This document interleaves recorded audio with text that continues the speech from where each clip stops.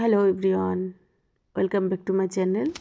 চলে আসলাম আবারও অনেক দিন পর আপনাদের মাঝে মাছ দিয়ে কাবাব বানাবো আজকে। তাই আমি দু পিস মাছ নিয়ে নিয়েছি। মাছের মধ্যে হালকা বেসন দিলাম 2 চামচের মতো, পেঁয়াজ কুচি দিলাম, মরিচ কুচি দিলাম, মরিচ, হলুদ, আদা রসুন বাটা, জিরা বাটা, কাবাব বানাতে যা যা লাগে সব কিছু এভরিথিং দিয়ে একসাথে মেখে আপনার ডিমের মধ্যে পুর করে আপনার তেলে ছেড়ে দিলাম।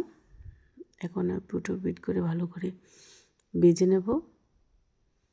ভাজা হয়ে গেলেই হয়ে যাবে আপনার মাছ দিয়ে কাবাব বানানো। মাংসটা ছিল না হাতে, তাই মাছ দিয়ে আজকে বানিয়ে নিলাম। আপনারাও বানিয়ে খেয়ে দেখবেন, দারুণ টেস্ট।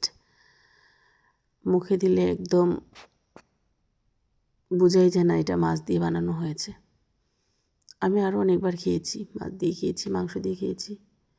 আজ মাছ দিয়ে খেয়ে নিলাম। বিকেলবেলা মন চাইছিল কিছু একটা বানিয়ে খাই, তাই মাছ দিয়ে কাবাব বানিয়ে নিলাম।